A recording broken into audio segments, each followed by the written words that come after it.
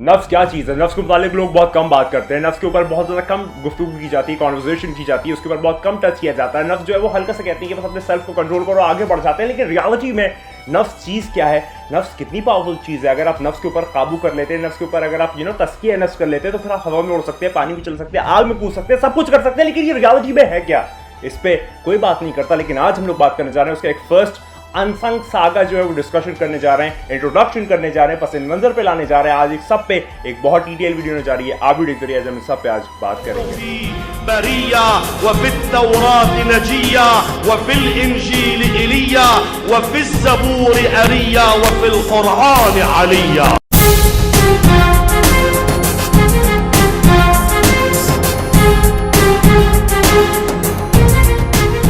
बात का आगाज करते हैं। आज हम लोग बात करने जा रहे हैं नफ्स के मुतालिक। नफ्स क्या चीज़ है, उसके ऊपर लोग ज़्यादा तस्करा क्यों नहीं करते, बात क्यों नहीं करते, डिस्कशन क्यों नहीं करते, क्यों नहीं इसको टच किया जाता, इसकी क्या रियल चीज़ है, क्या इसके अंदर वजूहात हैं, क्या बेसिस है, क्या ग्राउंड्स है, क्या इसकी एक्सप्लेनेशन है, क्या डिस्क्रिप्शन है, क्या ओरिएंटेशन है, क्या स्ट्रक्चर है, क्या मैकेनिज्म है, क्या मैनरिज्म है, सब पे एक बहुत डिटेल वीडियो होने जा रही है। वैसे तो ये एक इंट्रोडक्शन वीडियो है, आज पहली दफ़ा मैं नफ्स के ऊपर इस चैनल पर बात कर रहा हूँ। हल्का हल्का जो है वो मैंने बहुत अलग अलग वीडियोस में बात की, लेकिन नफ्स के ऊपर मैं एक मुकम्मल एक स्पेशलाइज वीडियो जो है आज पहली दफ़ा करने जा रहा हूँ। तो चलिए बात का आगाज़ करते हैं और नफ्स के ऊपर आज बात करते हैं। आखिर नफ्स क्या चीज़ है? तो अगर नफ्स को हम लोग समझें तो एक बहुत आसानी से अगर मैं कहूँ तो इसको सेल्फ कहा जाता है। सारे लोग जानते हैं, सेल्फ कहते हैं इसको, कि आपका जो सेल्फ है वो आपका नफ्स कहलाता है इंग्लिश लैंग्वेज में।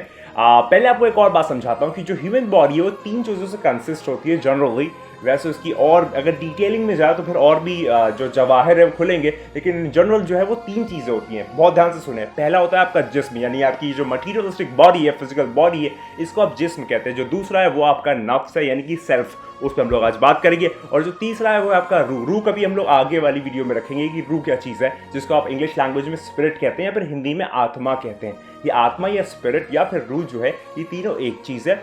जो बॉडी है जिस्म है, जो आपका मादी जिस्म है वो जिस्म रह जाएगा, और जो नफ्स है उस पर आज हम लोग बात करने जा रहे हैं। कुछ और थोड़ा सा इसके ऊपर मैं डिटेलिंग कर दूं कि जो बॉडी है वो या तो अगर आप मुस्लिम है तो आपको यहाँ पर दफन कर दिया जाएगा, अगर आप हिंदू है तो आपको जला दिया जाएगा। आपकी जो फिजिकल बॉडी है वो इस दुनिया में ही रह जाएगी, क्योंकि ये मिट्टी है, मिट्टी में ही मिल जाएगी, पहली चीज़। दूसरी चीज़ पर अगर हम लोग बात करें कि जो आपकी रूह है वो ट्रांसफ़र होती है डिफरेंट रेलम्स में, यानी कि शायद आलम ज़र से शुरू हुई, आलम मादियत में आई, फिर इसके बाद यहाँ पर है, फिर बरज़ख, फिर अलग सिलसिला है रूह का। वो रूह जो है वो ट्रांसफ़र होती है, वो ट्रांसपोर्टेशन का काम करती है। अगली बात करते हैं नफ्स के ऊपर। नफ्स जो है, लोग बहुत अमूमन कन्फ्यूज़ होते हैं कि जो नफ्स है वो मरता है या रूह मरती है। तो अगर मैं आपको थोड़ा सा जनरली बताऊँ कि लोग कहते हैं हर चीज़ को मौत का जायका सकना, ऐसा नहीं है, वो चीज़ नहीं है। आप अगर आप वो आयत सही से पढ़ें, थोड़ा सा उसको रोक रोक के पढ़ें, थोड़ा सा अगर आप थोड़ा सा तर्जुमा भी लगाएं और थोड़ा सा लॉजिक भी लगाएं, तो उसमें वाज़ेह तौर पे एक अल्फाज आता है जिसको हम लोग कहते हैं नफ्स। कुल्लु नफ्सिन ज़ायक़तुल मौत। हर नफ्स को मौत का जायका चखना है, हर चीज़ को मौत का जायका नहीं चखना। दरअसल अरबिक जो है वो हमारी प्राइमरी लैंग्वेज नहीं है, हमारी मेन फंडामेंटल लैंग्वेज नहीं है, तो इतना अच्छा हम लोग कॉम्प्रहेंसिव नहीं कर पाते उसको, इतना अच्छा हम लोग इंटरप्रेट नहीं कर पाते। दरअसल वो चीज़ नहीं है, वो नफ्स है कि हर नफ्स को मौत का जायका चखना है। लेकिन अब नफ्स, क्योंकि अभी हम लोग दुनिया में हैं, आप भी जो लोग सुन रहे होंगे अमूमन दुनिया में ही होंगे जो मेरी वीडियो सुन रहे हैं, बाकी का मैं नहीं जानता। हाँ, तो आप लोग और मैं, हम दोनों के पास नफ्स मौजूद है, तभी हम लोग अभी इस दुनिया में मौजूद है। जब ये नफ्स मरता है तो फिर हम लोग आगे जो है वो ट्रांसफ़र हो जाते हैं। ऐसा ही सिलसिला है। आखिरी अब ये नफ्स जो है, आप जो है बैठे हुए और जो मैं बोल रहा हूँ, हम दोनों के पास नफ्स मौजूद है, तो हम इसका इस्तेमाल क्या सही कर रहे हैं या गलत कर रहे हैं? क्या हम नफ्स का इस्तेमाल कर रहे हैं, नफ्स हमारा इस्तेमाल कर रहा है? क्या नफ्स जो है वो हमारा मुकाम ऐन है या फिर क्या सिस्टम है? उस पर अब हम लोग थोड़ा सा बात करते हैं। मैं जानता हूँ कि एक्साइटमेंट बहुत ज़्यादा है, इंतज़ाज़्म बहुत ज़्यादा है, क्योंकि मेरा खुद बहुत ज़्यादा दिलचस्पी ले रहा हूँ इस टॉपिक में, और उनका शुक्रिया जिन्होंने इस तरफ मुझे मोटिवेट किया।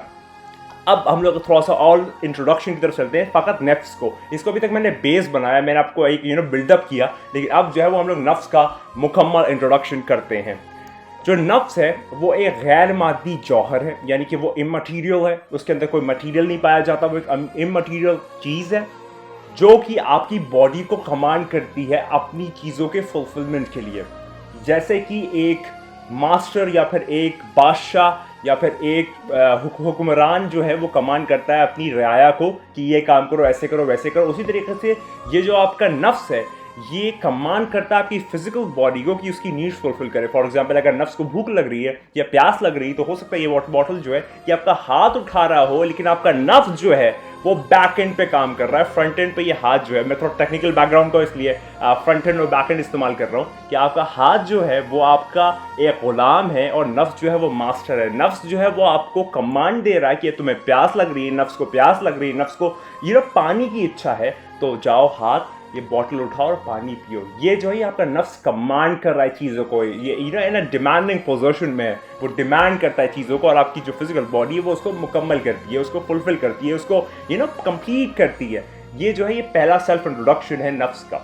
आगे थोड़ा सा हम लोग बात करते हैं और इसके अंदर बहुत सारी रिवायात, बहुत सारी हदीसें सरकार दो आलम सल्लल्लाहु अलैहि वसल्लम की हैं, दीगर आयम्मा की है, वो भी हम लोग साथ साथ कोट करेंगे। कुरान की आयतें इसके अंदर मौजूद है और इसके अंदर फिर नफ्स के इक़साम क्या क्या टाइप्स हैं वो भी मौजूद है, उस पर भी हम लोग थोड़ी सी अभी बात करते हैं।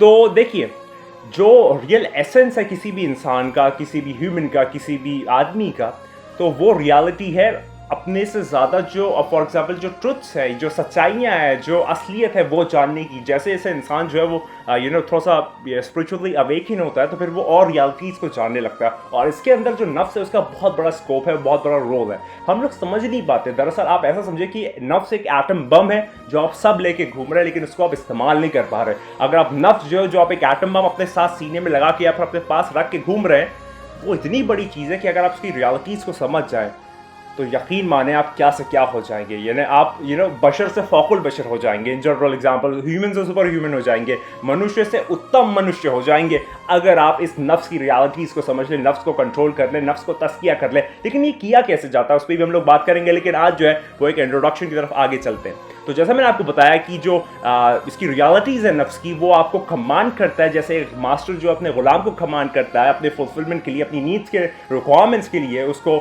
काम करने के लिए ये काम करता है। अगर मैं थोड़ा सा आगे बात करूं कि सरकार दो आलम सल्लल्लाहु अलैहि वसल्लम, पहले चलिए उससे पहले एक कुरान की आयत जो है वो आपके सामने पेश करते हैं कि चैप्टर नंबर 51 वर्स नंबर 21 में खुदा फरमाता है, ईश्वर फरमाता है, परमात्मा फरमाता है, भगवान फरमाता है कि इस दुनिया में निशानियां हैं और तुम्हारे नफ्सों में, तो क्या फिर तुम नहीं समझते? फिर क्या तुम नहीं समझते? यानी कि इस दुनिया में गौर व फिक्र के लिए बहुत सारी चीज़ें और निशानियां हैं। मैंने लफ्ज़ ब लफ्ज़ तर्जुमा नहीं किया, लेकिन जनरल मफहूम दे रहा हूँ कि आप इस दुनिया में निशानियां बहुत सारी मौजूद है और आपके नफ्स में मौजूद है। इस दुनिया में मौजूद है, मतलब कंपैरिजन देखिए, इस दुनिया जो कि इतनी बड़ी है, विशाल है, विराट है, ह्यूमंगस है, कोलोसल है, उसमें बहुत सारी निशानियां मौजूद है और आपके नफ्सों में मौजूद है। फिर क्या तुम नहीं समझते? फिर क्या तुम नहीं समझते? आप जरा इसको रिलेट कीजिए, मतलब मैं आपको समझाना जो चाह रहा हूं वो आप समझिए। क्या इस दुनिया का और आपके नफ्स का कंपैरिजन है? नहीं, मतलब नफ्स आपकी एक सेल्फिश चीज़ है, मतलब आपके साथ ही है वो, और इस दुनिया जो है उसके अंदर सारे लोग जो है वो एग्जिस्ट करते हैं, रह रहे हैं, परसुएड कर रहे हैं।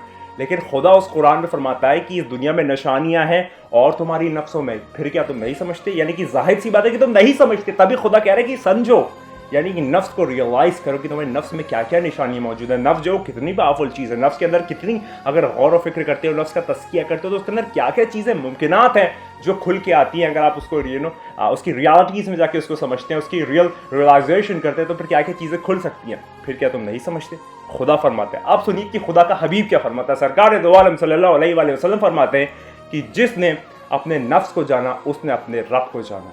एक और कंपैरिजन नफ्स का, मतलब नफ्स का अहमियत, नफ्स की अहलियत, नफ्स का एक एक्सप्रेशन, मकाम और मर्तबा यहाँ बताया जा रहा है। खुदा फरमा रहा है, फिर हबीब खुदा फरमा रहा है। खुदा फरमाता है कि इस दुनिया में निशानियां हैं और तुम्हारी नफ्सों में, फिर क्या तुम नहीं समझते? हबीब खुदा फरमा रहा है कि जिसने अपने नफ्स को पहचाना उसने अपने रब को पहचाना। यानी कि जो दुनिया में निशानियां मौजूद है और जो नफ्सों में है, वो कहीं ना कहीं अगर आप उसकी रियलिटीज़ को जानते हैं तो फिर आप खुदा को जानने लगते हैं। जब आप देखते हैं चरिंद्र परिंदा, आप देखते हैं दुनिया की अलग अलग मामला, दुनिया की अलग अलग चीज़ें, तो आप समझते हैं खुदा तूने ये कैसे बनाया, ये पत्ता, ये फूल, ये सब्ज़ा, ये पहाड़, ये नदियाँ, ये क्या है, ये क्या सिस्टम, ये निज़ाम क्या चल रहा है, ये चक्कर क्या है।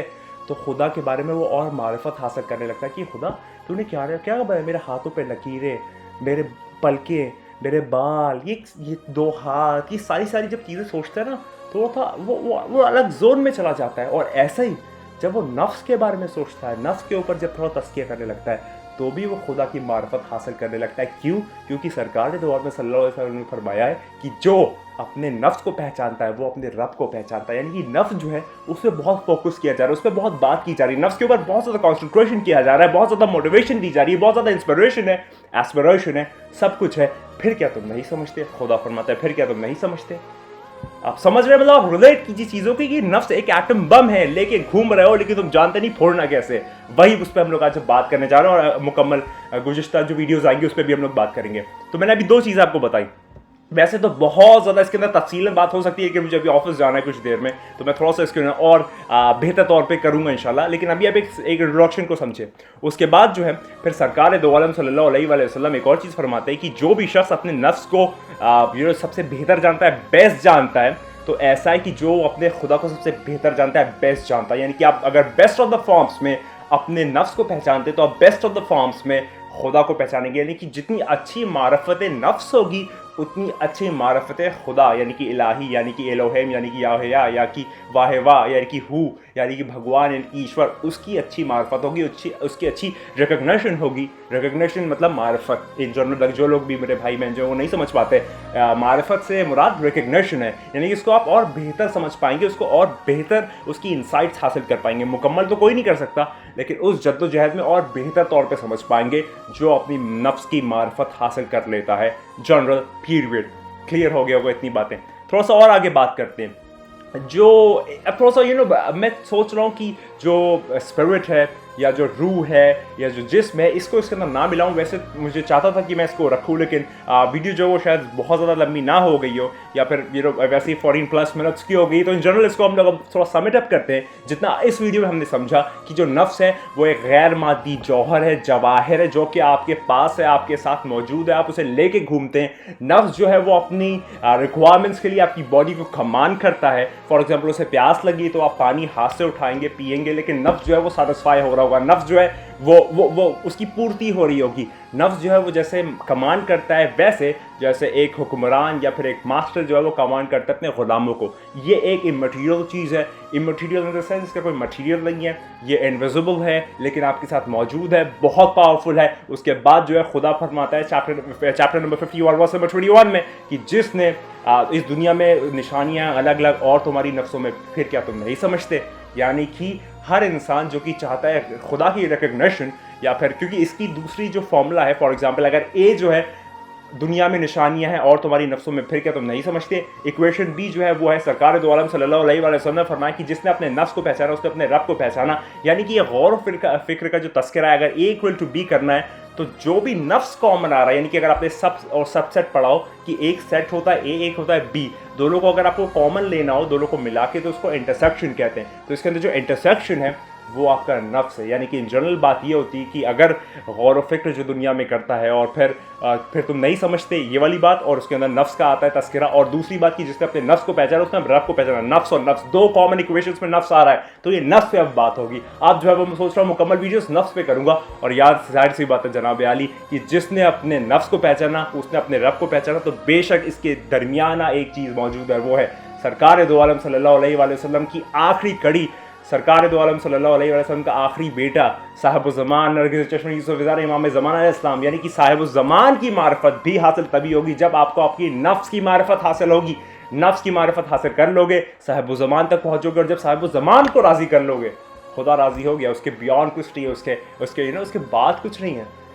8वें इमाम का फरमान है, मेरे जद अमजद का फरमान है, रज़ी सादात के जद अमजद का फरमान है कि जिसने भी अपने ज़माने के इमाम की मार्फत हासिल कर ली तो उसने खुदा की मार्फत हासिल कर ली। पीरियड, इसके बाद कुछ नहीं है। इमाम तक पहुंच गए, फिर उसके बाद का कोई सिलसिला नहीं होता। इमाम ही खुदा का अब कुछ और बातें मैं नहीं कहूँगा, राज खुद से चले जाएंगे छुपाने में। याद रखिए वो आने वाला है, वो बहुत जल्द तैयार हो जाए इस बात पे, बार हो जाइए, बार हो जाए कि मेरे और के मौला आने वाले। और नफ्स में लोग बहुत सारी वीडियोस करने जा रहे हैं, ये वाली नफ्स के ऊपर वीडियोस जो है वो सब तक पहुँचा दो, आम कर दो और सरेआम कर दो, क्योंकि नफ्स एक ऐसा टॉपिक है जिसको बहुत ज़्यादा एक्सप्लेनेशन की ज़रूरत है, ये ज़्यादा टच नहीं किया जाता। आज मैंने एक इंट्रोडक्शन वीडियो बनाई है, सिर्फ इंट्रोडक्शन में ये 14+17 मिनट्स की हो गई है। मैं और ज़्यादा इसको लंबा नहीं खींचूंगा, लेकिन इसके ऊपर और जो सीरीज़ है वो मुकम्मल आएगी। नफ्स के ऊपर काम कीजिए, नफ्स के ऊपर बहुत ज़्यादा काम करने की ज़रूरत है, और याद रखिए वो आने वाला है। और याद रखिए ये हमारा पैगाम आम है, कोई भी टॉपिक हो, कोई भी डिस्कशन हो, कोई भी कन्वर्सेशन हो, कोई भी गुफ्तगू हो, पैगाम आम यही होगा, वो आने वाला है, वो बहुत जल्द आने वाला है। तैयार हो जाए इस बात पर, बार हो जाइए, बार हो जाए कि मेरे औलाद के मौला आने वाला है। याद रखिए कि तू नहीं है, बस वही है। खुदा को याद करो यार, खुदा को याद करो। खुदा हाफिज़।